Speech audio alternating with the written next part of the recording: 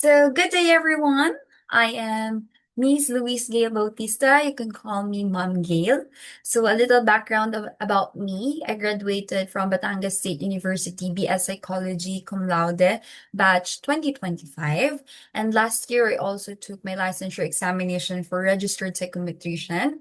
And right now, currently, I'm working as a college instructor and a acting guidance associate.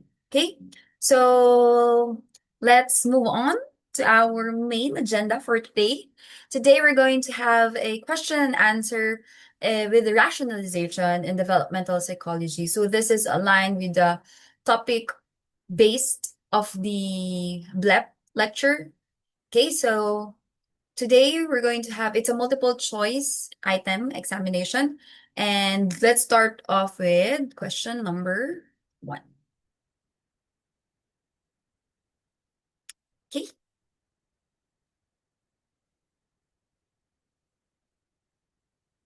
Okay, for question number one.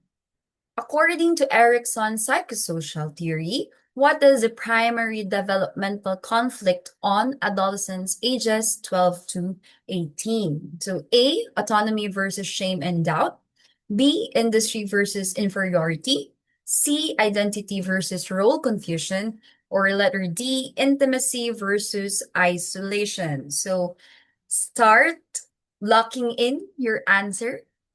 So this is Eric Erickson's psychosocial theory. And the correct answer is letter C, identity versus role confusion. So let's start off with a question, or let's focus on our age 12 to 18. So we have Eric Erickson's stage number 5, which is identity versus role confusion. So it occurs during adolescence. Later on, we're going to discuss the different stages of Eric Erickson. So why is this ages 12 to 18? Because it's the adolescent stage. So the primary task is forming a coherent sense of self-exploring values, beliefs, and roles. So successful resolution leads to strong identity. Failure results in role confusion. So here we have the table of Eric Erickson's psychosocial theory. As we can see with the different, for the first stage up to the eighth stage of Eric Erickson's, according to the question ages 12 to 18, it falls under the identity versus role confusion. Let's start off with trust versus mistrust. So this psychosocial theory starts off from ikaw ay bata pa up until ikaw ay tumanda na. So, trust versus mistrust as you grow older, okay, is nung ikaw ay bata pa, wala ka pa kamuwang-muwang sa mundo. So, this is from the ages 0 to 2 years. So, this is the question is, can I trust the world? And your virtue to be developed is hope. So, children develop a sense of trust in the world and the people who are supposed to care for them. So, usually here in trust versus mistrust, the main attachment here is a caregiver. Can you trust your caregiver, especially your mothers? Usually, these are the mothers. So, usually, if this is unsuccessful, failure at this stage leads to a sense of distrust in the world and do not believe that others are dependable. Because if sometimes ang mga bata na hindi na buo at this stage, nahirapan silang mag-form ng tiwala sa ibang tao. And right after the trust versus mistrust, we have the autonomy versus shame and doubt, ages 2 to 4 years old. So here, the question is, can I do things myself or must I rely on others? So, nung ikaw ay bata pa, ikaw ay lumalaki, dito na yung nagkakaroon ka na ng konting muwang. So, the virtue to be developed here is will. So, children develop a sense of independence and a personal control. So, dito sa ganitong edad or at this stage, ikaw ay nagkakaroon ka na ng independence. Somehow there is an independence, but of course, there is a guidance from your caregiver. So, children may be left with feelings of doubt and shame over their own ability. So, that is why autonomy versus shame and doubt. Can I really do this on my own? Or should I rely with other people? So, nandun yung parang, can I do this talaga independently? Or should I ask help from other people? Next stage, the third stage of Erik Erikson's psychosocial theory is we have the initiative versus guilt ages 4 to 5 years old. So is it okay for me to do things? Of course, nung ikaw ay bata, you trusted your caregivers. Now you trusted your caregivers, tinuruan ka kung paano maging independent. Now, kaya mo na bang gawin ito ng ikaw? Okay, so what is your purpose? So kids develop a sense of purpose and the motivation to try new things. Why? Because if mapapansin nyo, kaya mo nang magbigay ng tiwala dun sa bata na nasa edad na 4 to 5 years old. Why? Because hindi natin kailangan na i-baby sila ng i-baby. So, if it is unsuccessful, children are left with feelings of guilt and a lack of initiative.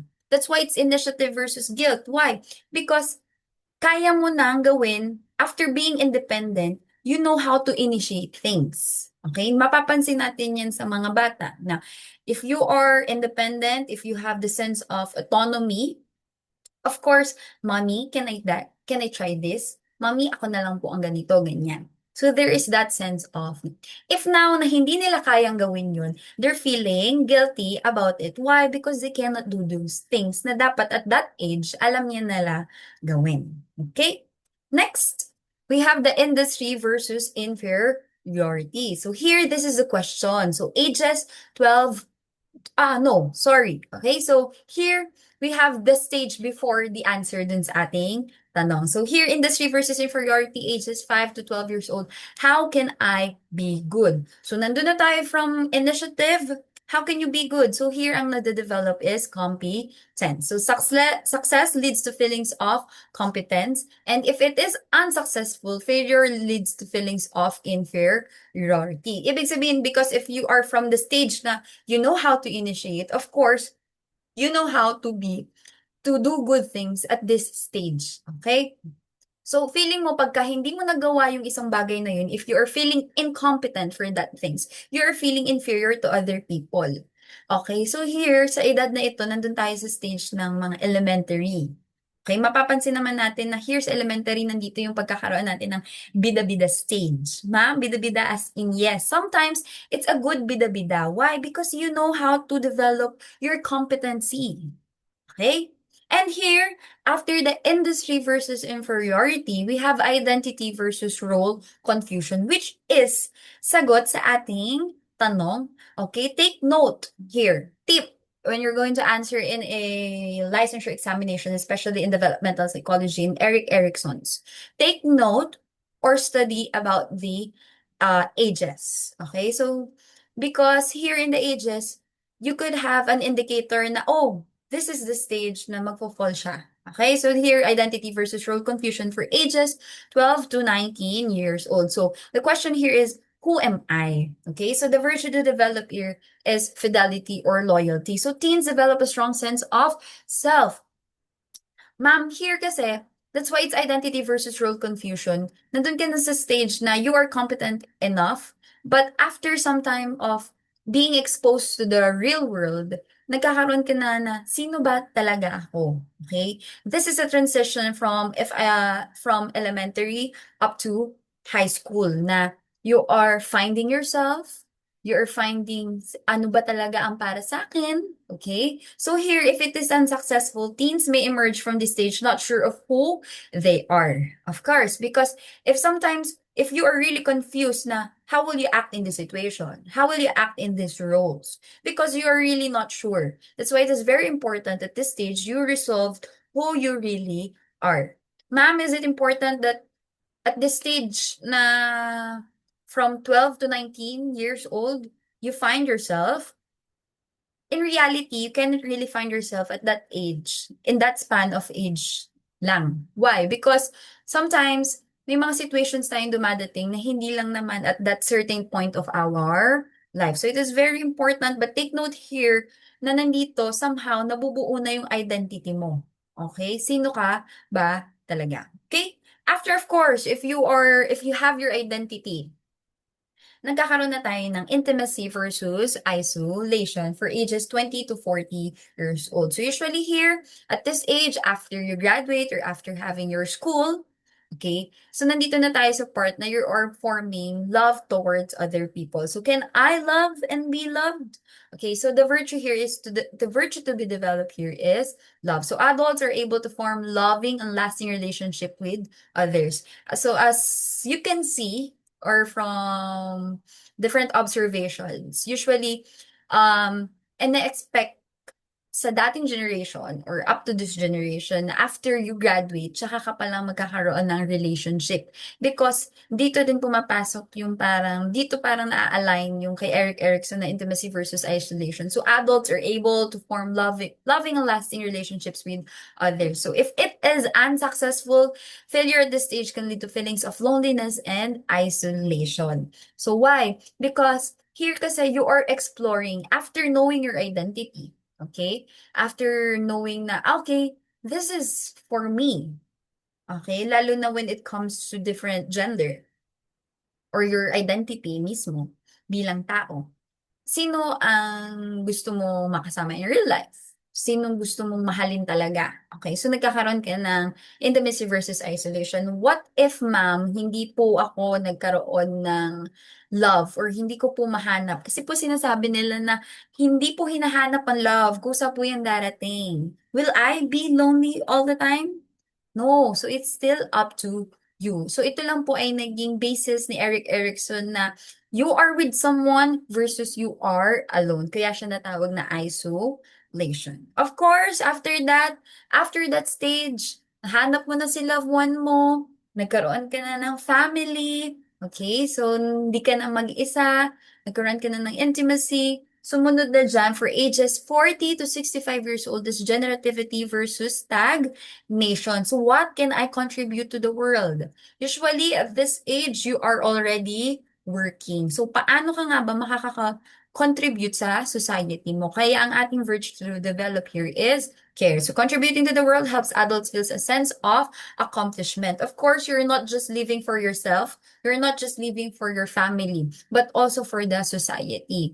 Kaya usually at this age, yung mga working, okay, na especially for nasa public field, okay, or somewhat nasa field na you want to really help. So how can you really help? So kaya siya na tinawag na generativity versus stagnation. How can you generate for the society?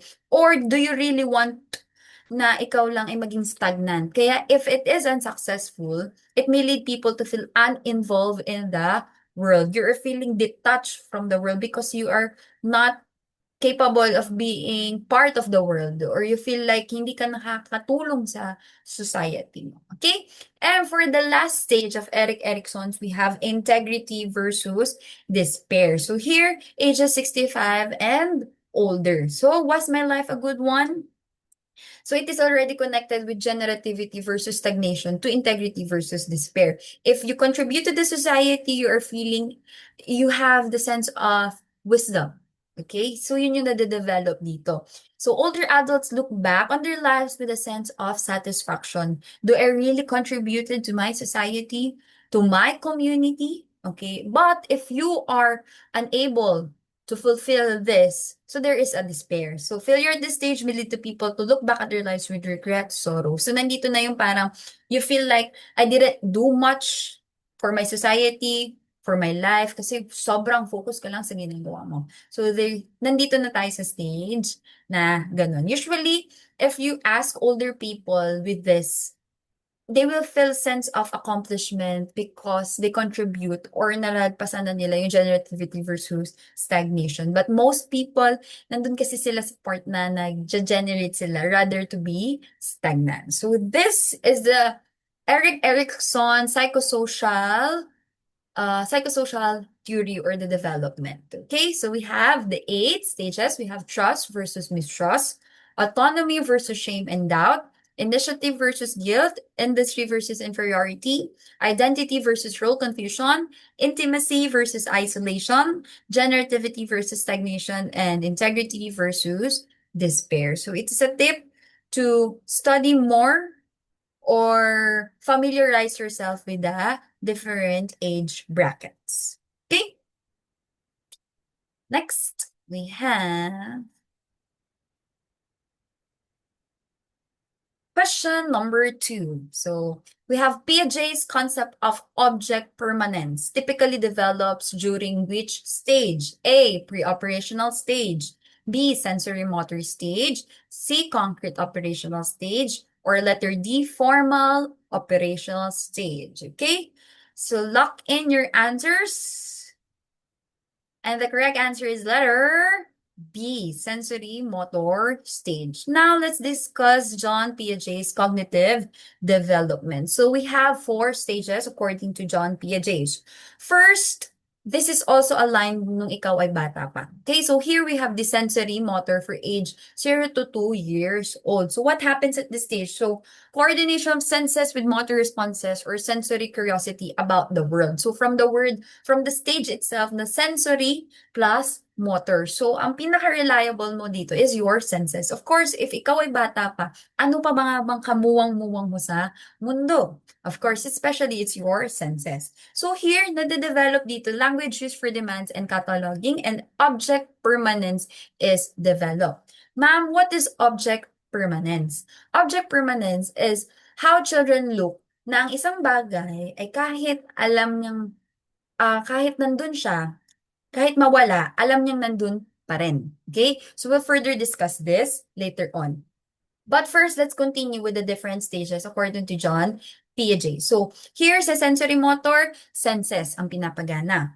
Okay, ma'am, paano siya naging senses sa object permanence later on? Because we have the sight. Okay? So that's, wait lang. Okay? So let's move on to the second stage is we have the pre-operational stage or the 2 to 7 years old. So here, very crucial here is the symbolic thinking. Use of proper syntax and grammar to express concepts. Dito, if mapapansin nyo, at this age, ang mga bata, complete na sila kung paano sila magbigay ng thoughts. So imagination, intuition, or strong but complex abstract thoughts are still difficult. That's why at this stage, mas matanong ang bata, Mami, bakit ganito? Ate, bakit ganito? Kasi nabubuo pa lang yung pinaka-concrete, which is yung next stage. Okay? So, very abstract pa yung kanilang pag-iisip. So, conservation is developed. Next, we have the stage, or the third stage is we have the concrete operational for 7 to 11 years old. So, here, concepts attached to concrete situation. So, hindi na tinitingnan ng isang bata na very abstract ang isang situation. So time, space, and quantity are understood and can be applied but not as independent concepts. So very here, concrete na as they grow older, hindi na sila very imaginative mag-isip, mas more of realistic na sila. Which is sa sunod naman na stage, dito na nabubuo yung formal, operational, for ages 11 years old and older. So here, theoretical, hypothetical, and counterfactual thinking. So here, abstract logic reasoning. Hindi na lang siya abstract basta, hindi na lang din siya concrete. So it is more of they are a duo. So strategy and planning become possible. So nandito nagkakaroon na rin tayo ng problem solving. Okay? Kaya na mag-isip critically. So concepts learned in one context can be applied to another. So recap, we have 4 stages according to John Piaget's cognitive development. We have the sensory motor, pre-operational, concrete operational, and formal operational. But, of course, here, dito, yan, as I mentioned, sa sensory, so sensory plus motor, so it's just the movement. So the baby simply reacts. But in sensory motor, it has sub-stages, okay? So reflexes. So here sa reflexes, behavior is purely innate. So rooting, sucking, grasping, or no intention or no learning yet. Why? If mapapansin nyo sa baby, wala talaga siyang kamuwang-muwang. Ang tendency niya, pag ikaw ay lumapit sa isang baby, ikaw ay hawakan dito, parang hawakan niya ng ganyan ang iyong kamay. Or reflex niya ay magkaroon ng rooting or sucking, especially with caregiver pag sila ay nagbe-breastfeed. Okay, so that is the reflex. Next, another substage is the primary circular reactions for ages 1 to 4 months. So here, the infant accidentally does something pleasurable and repeats it, an action center on the baby's own body. So for example, ang bata, automatic nagkakaroon niya ng reflex. Sa primary circular reaction, ang bata na-discover niya, ay, kaya ko palang ut-utin yung thumb ko. Okay. Of course, hindi naman nila maiisip na, ay, kaya ko pala. But, kaya siya naging under ng sensory kasi they can feel the thumb or they can feel the pleasure. And of course, pag nagkaroon sila ng pleasure na kaya ko palang ututin yung thumb ko, uulitin nila yon. So, there is a primary circular reaction. Next, if there is a primary, we have the secondary circular reaction for ages 4 to 8 months. So actions now extend to the external world. So the baby shakes or rattle and repeats it because it makes a sound. So intentionality begins to merge. If sa primary, it's just focus sa sarili nilang katawan or sa sarili nila. Sa secondary, na-extend na siya into the external world. So nakikiramdam na sila sa paligid nila. So example dyan is yung nag-shake sila ng shuttles nila. Like yung parang pagka narinig nila yung toys, usually kaya ang mga toys nila may mga sounds, very colorful, kasi there is a senses na dyan. So, uulitin nila yon kasi intention na nila na marinig yung sound. Okay? Di ba usually, pagka shinik ng isang bata ang kanilang toy, natutuwa or nagkakaroon ang magulang nila ng reaction. So, there is a secondary circular reaction. Next, of course, we have the reflex, the primary, the secondary. Next, we have the coordination of secondary schemas for ages 8 to 12 months. So the child combines two schemas toward a goal, okay? For example, it pushes aside the pillow to grab a toy. So dito, nagkakaroon na sila ng parang pamamaraan kung paano gagawin or paano nila kukunin yung isang toy. So this is the beginning of true means and behavior. So object permanence begins here and the infant will search for a hidden object. So going back to our question, alin nga bang part kay John Piaget nagkakaroon ng object permanence? So dito, ang isang bata, pag may tinago, for example, tinago mo yung toy niya sa ilalim ng kumot, alam niya na nandun pa rin yung toy, na hindi yun mawawala. So, there is a object permanence na kahit mawala yun sa paningin nila, alam nila na nandun pa rin yung toy. So, kaya po sa sensory motor, nagkakaroon na nade-develop ang object permanence. Okay? Especially in the substage coordination of secondary schemes. Okay? Next, we have the tertiary circular reactions for ages 12 to 18 months. So here, deliberate trial and error experimentation. Of course, if mapapansin natin, nagsimula siya sa reflex. Nagsimula siya para sa sarili niya.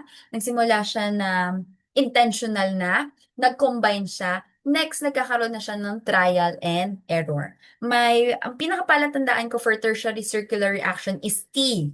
Okay, T, tertiary, trial and error. Uulitin niya yung isang bagay, ano nga ba ang kahihinatnan ng isang bagay na ito? So, for example, the toddler drops food from different heights just to see what happens. So, this is active scientific exploration. Diba? For example, minsan may mga bata na nakain, ipapatak na lang nila, okay, ano mangyayari pag pumatak yun? So, there is a trial and error. Yun ba ibibigay sa akin ni mommy? Okay, so there is a exploration. And we have the sixth, we have the mental representation or the beginnings of thought. Of course, dahil ang isang bata, as they grow older, nagkakaroon na ng mas formal or mas nagkakaroon na, papunta na sila sa pre-operational stage. So here, the child can now form internal symbols. So they can solve simple problems mentally before acting. So deferred imitation or imitating something seen ours earlier appears. So ibig sabihin, for example, pag ang isang bata ay pinikabo mo, okay, pinikabo, uulitin din nila yon. So nagkakaroon ng deferred imitation. Uulitin nila or i-imitate nila kung ano yung ginagawa mo. So usually, pag sinabi mong ma, uulitin nila yung sound na ma. Okay?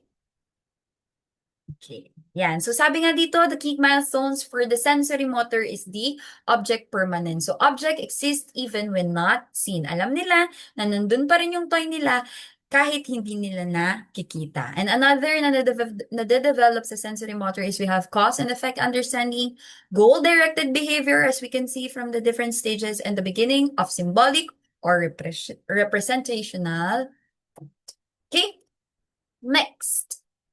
After discussing the Erik Erikson psychosocial development stages, John Piaget's cognitive development. Let's now move on to the third question, which is Mary Ainsworth's strange situation experiment, which identified which primary attachment style characterized by distress upon separation and difficulty being comforted upon reunion.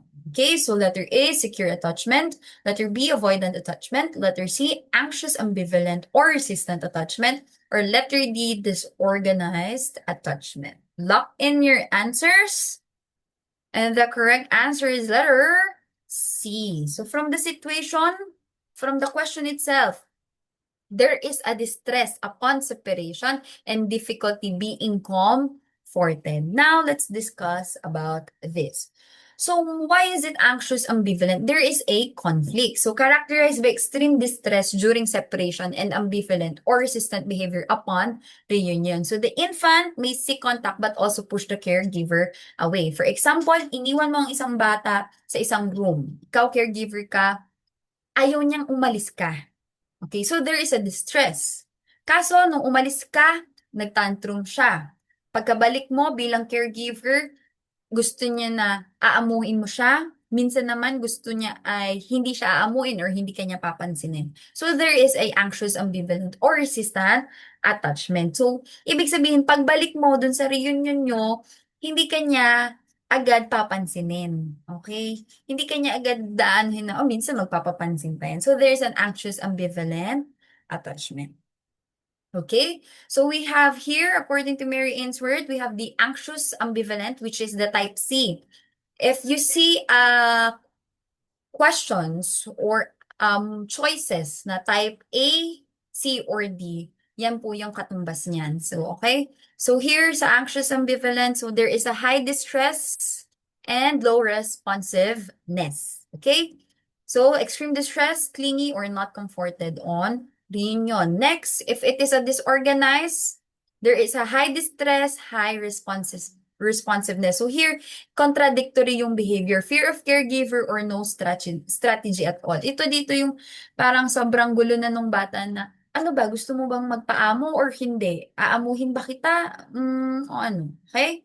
Next, if we have the type A or the avoidant, so here naman, there is a low distress and low responsiveness. So, ibig sabihin, little distress on separation or ignores caregiver on return. So, ibig sabihin, kahit iwan mo ang isang bata, wala na yung pake sa'yo kung umalis ka man. At hindi ka na niya papansinin kung ikaw ay bumalik.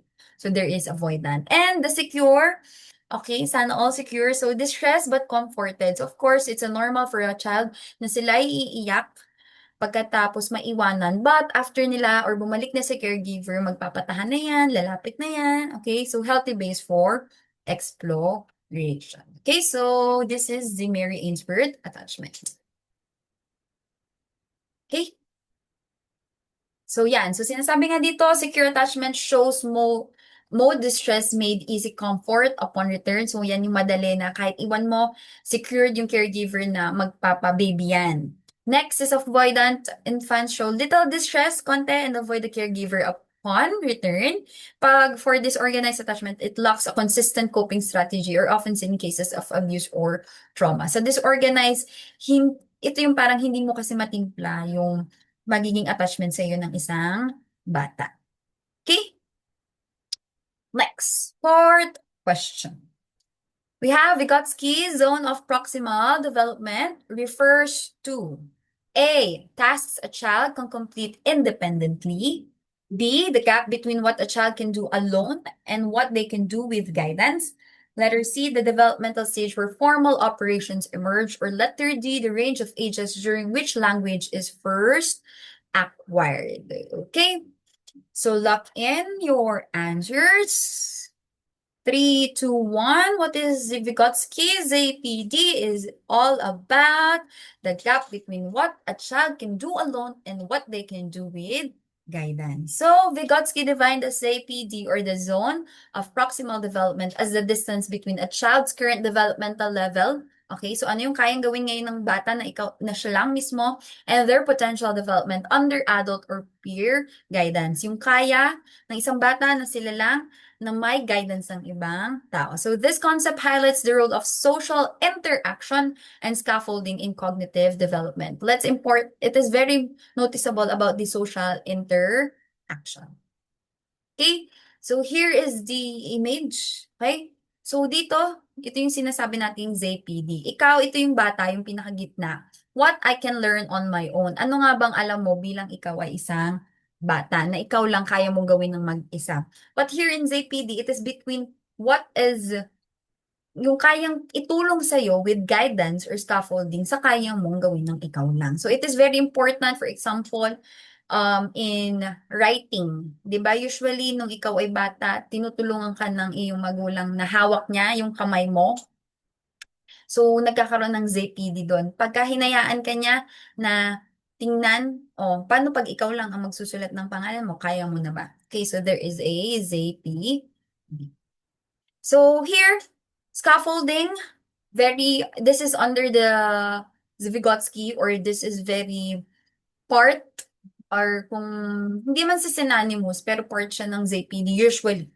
So scaffolding consists of activities provided by the educator or a more knowledgeable person to support the student as he or she is led through the zone of proximal development. So it is how of guided learning or the specific strategies and techniques used by a more knowledgeable other to bridge the gap between the learner's current abilities and potential development. So example ng scaffolding kasi, as if you are familiar with scaffolding itself. Scaffolding is a temporary help, for example, in construction, na kung paano siya tutulungan. So here, it's a strategy for a MKOs, okay? Yung mas kayang tumulong sa iyo, sa isang bata, sa kung paano sila makakatulong dun sa isang bata. Okay? Next, we have the question, which theories promotes the moral development progresses through 3 levels, the pre-conventional, conventional, and post-conventional. Do we have A, John Piaget, B, Carol Gilligan, C, Lawrence Kohlberg, or letter D, Erik Erikson? Tip, if you really know, kanina we discussed the psychosocial theory of Erik Erikson. Na-discuss ba dun si pre-conventional, conventional, and post-conventional? How about John Piaget? We discussed the cognitive development, sensory, pre-operational, concrete, and formal. Nandun ba sila? So we are down to letter B or C, Carol Gilligan or Lawrence Kohlberg. Lock in your answer. And the correct answer is letter C, Lawrence Kohlberg. Okay, so we have the stages of moral development according to Kohlberg. So first, we have the pre-conventional stage. Okay, always remember, if we are talking about Lawrence Kohlberg stages of moral development, we have 3 levels with 6 stages. Okay po. So step 1, step 2, step 3, step 4, step 5, step 6. So imagine this is like the stairs for a child na dadaanan nila, okay, to develop their morals. First, we have the pre-conventional morality. So during this level, children don't have their own personal sense of right and wrong yet. So ibig sabihin dito, hindi pa nila talaga alam kung ano nga ba talagang tama or mali. Sino ang pinaka-moral guidance nila? Which is their parents or caregivers. Okay? Level 1, pre-conventional. Under the level 1, we have stage 1, obedience and punishment orientation. So sinasabi, moral decisions are driven by the desire to avoid punishment. Ikaw ay bata, ayaw mo na ikaw ay mapapagalitan, ayaw mo na ikaw ay mapapalo. So, ikaw ay susunod. Kanino ka lang makikinig? Sa sasabihin ng iyong magulang. Kasi pag hindi ka nakinig sa magulang mo, anong mangyayari? Mapapalo ka. Okay? So, that is stage 1. The stage 2, we have self-interest orientation. Actions are judged right if they serve personal needs or involve equal exchange. So sinasabi nga dito na ikaw ay, of course, nandito ka pa lang kasi sa part na nade-develop pa lang yung alam mo sa mundo.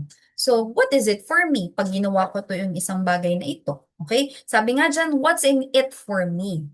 Pag sinunod ko ba si mommy or daddy, ano mangyayari sa akin? Okay? So that is stage 2. Okay?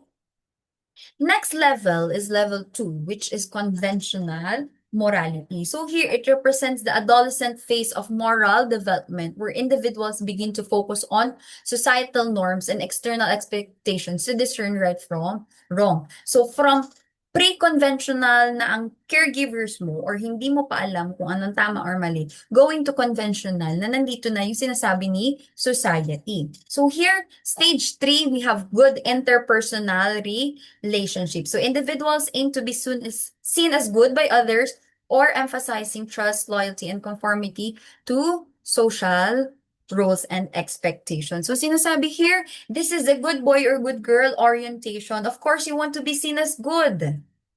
'Di ba? Gusto mo na lagi ikaw yung bida-bida. Gusto mo ikaw yung laging, ay, susundin ko si mommy para ma-very, very good niya ako. So that is stage 3. Next, we have stage 4, which is authority and maintaining social order. Of course, if you want to be seen good, you also need to do good.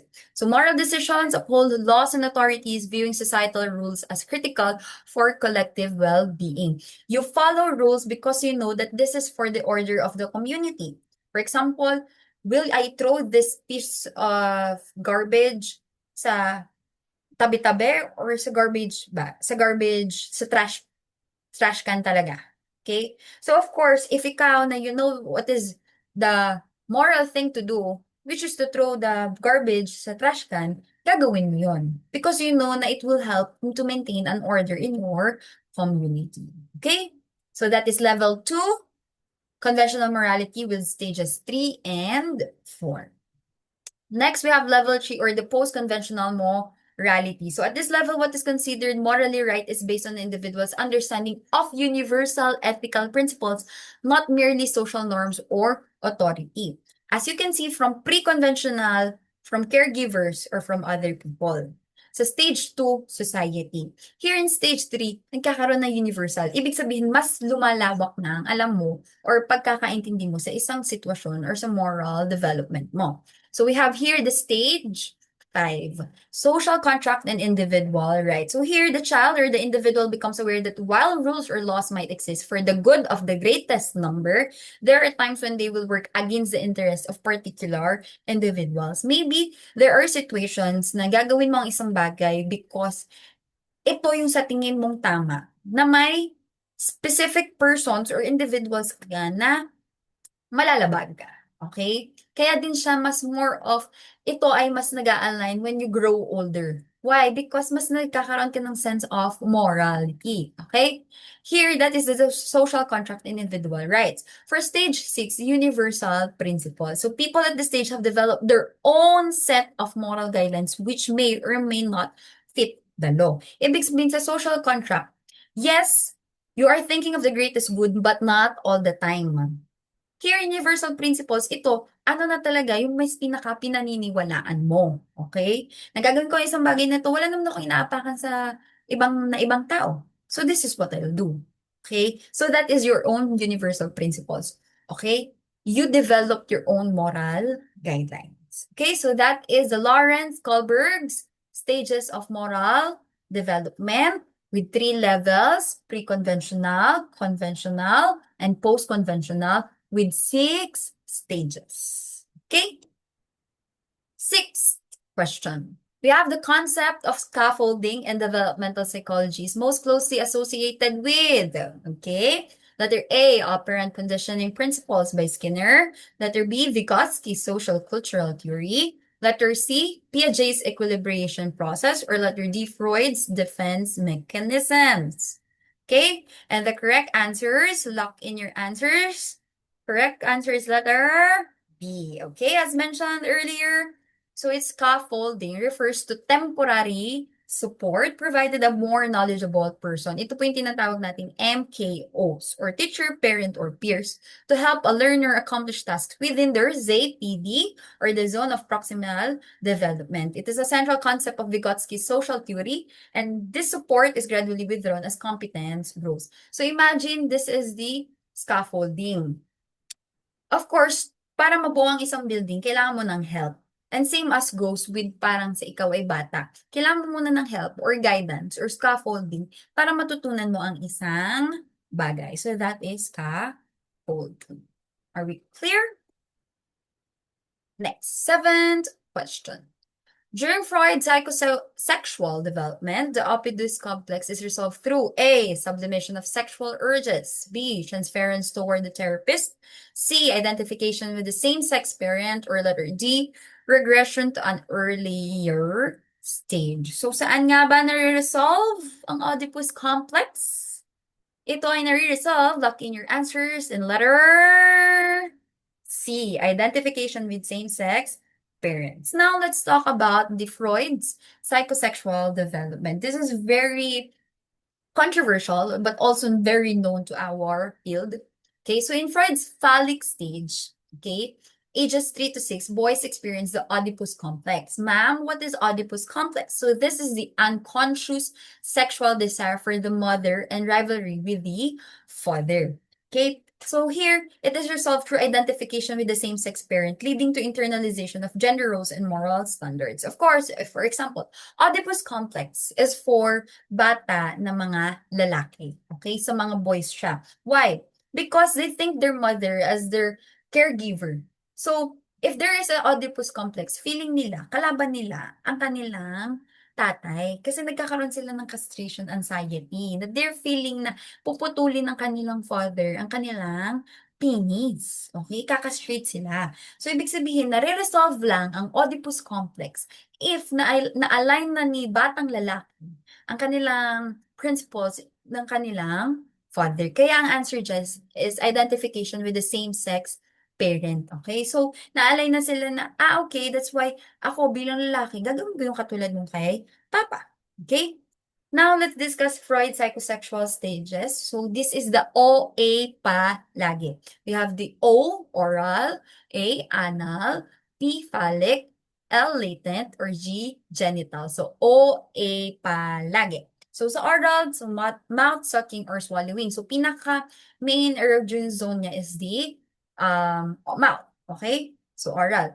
Sa anal, the anus or withholding or expelling feces. So, dito sinasabi na if hindi ka na-develop at this stage, sa anal stage, nagkakaroon ka ng tendency na mas maging makalat kasi hindi ka naturuan at that stage. Next is we have the phallic stage. Or here nga, katulad na nabanggit sa question, the penis or clitoris or masturbation. Ma'am, is this really the masturbation type na meron sa mga adults? No. Ang dito, kaya lang din siya naging sa phallic because there is a parang mga castration anxiety towards your mother or towards your father. Oedipus complex is for boys. Electra complex is for girls. Okay? Next is we have the latent. So, little or no sexual motivation present. And the genital, we have the penis or vagina as sexual intercourse. Usually, in the genital part, yan na yung sa pinakamatatanda na, or ikaw as you grow older, nade-develop na yan. Okay, so that is the Freud psychosexual stages of development. 8th question. Which of the following best describes conservation as used in Piaget's theory? If kanina, the question is about object permanence. Now, let's talk about conservation. A, the ability to think abstractly about hypothetical situations. B, understanding that quantity remains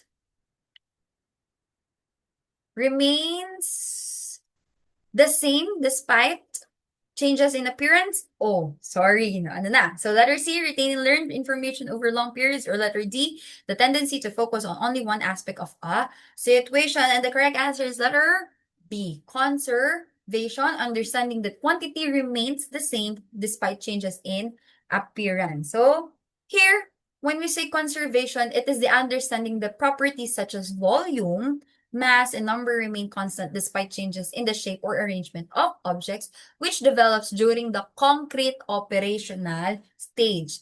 If object permanence is developed in the sensory, conservation is developed through concrete operational. Okay?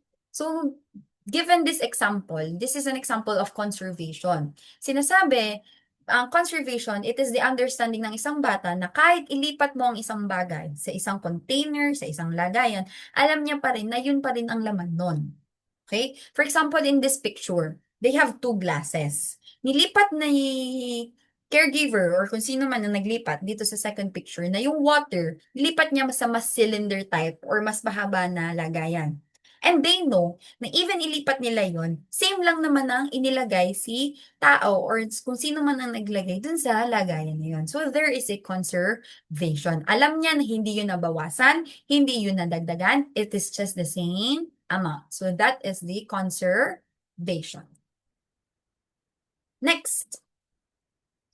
Yan. So, recap about John Piaget's. We have the sensory, 0 to 2 years. So, dito nagkakaroon nga ng sensory plus motor. So, through senses and actions, pre-operational for ages 2 to 7 years old. So, nade-develop na dito ang thinking nila. Then here, concrete operational. So, sinasabi, understands conservation and the formal operational, which develops abstract and hypothetical thinking. Next, and we have number 9.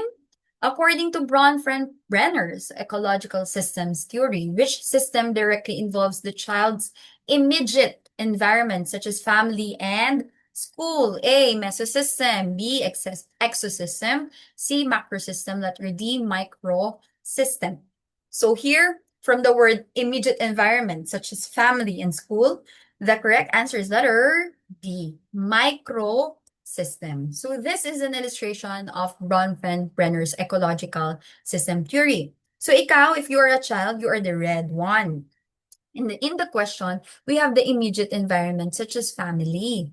Okay? So ibig sabihin here in a microsystem, ito yung mas una mong nakakasalamuha. Okay? So we have the family. After the microsystem, we have the mesosystem. So mesosystem, ito na po yung interaction of different microsystems such as family and schools. That is mesosystem. Okay? Again, if you're a child, ikaw yung child. Ang una mong may interact ay si microsystem. Pag nagsama-sama si microsystem, there is a mesosystem. And after the mesosystem, we have the exosystem, or which is the green part. So dito sinasabi, it is indirect environment. Ma'am, paano siya naging indirect environment? Because sometimes, in your microsystem, for example, sa iyong parents, they have work. Sometimes, it does indirectly affects you as a child. For example, si mother ay hindi siya makakapunta sa graduation mo kasi busy siya sa work. So there is the exosystem. Nagkakaroon ka ng indirect environment, which is yung work ni mother mo. Next is we have the blue, the microsystem. So dito, social and cultural values, and the chronosystem changes over time. Chronosystem, yan yung mga significant na nangyayari sa iyong life. Okay? So to further discuss, yan, we have the Brenner's microsystem. It is the innermost layer and includes settings the child directly participates in, which is the family, school, peer groups, and neighborhood. Yan yung una mong nagkakaroon ng interaction. Next is we have the mesosystem, involves interactions among microsystems. So pag nagsama-sama na si microsystem, we have the mesosystem. Like for example, parent-teacher relationships. Of course, yung parent from your family, yung teacher from your school. So dalawang microsystem, the mesosystem. Next, we have the exosystem. So it includes settings that indirectly affect the child. For example, the parents' workplace. And the microsystem, which encompasses the broader cultural values, laws, and customs. Itong macro systems, ito yung mga cultures. Ito yung sa society. Ikaw bilang Filipino, or ikaw bilang Batanggenyo, from other different parts of the different parts of culture, that is the macro system. Okay?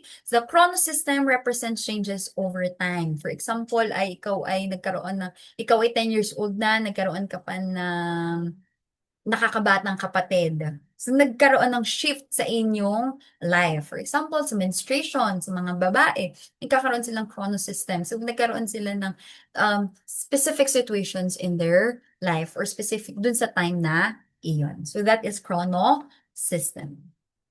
Okay? And the 10th question is, James Marcia expanded Erickson's identity stage into 4 identity statuses. Which status describes an adolescent who has committed to an identity without going through a personal exploration or crisis, often adopting parental values wholesale? Okay? So, ibig sabihin, hindi ka nagkaroon ng exploration, hindi ka rin nagkaroon ng crisis, sinunod mo lang ang gusto ng iyong magulang. Okay? So, letter A, identity diffusion. Letter B, identity moratorium. Letter C, identity achievement. Or letter D, identity for closure. Lock in your answers, and the correct answer is letter D, identity for closure. So here is a graphic representation.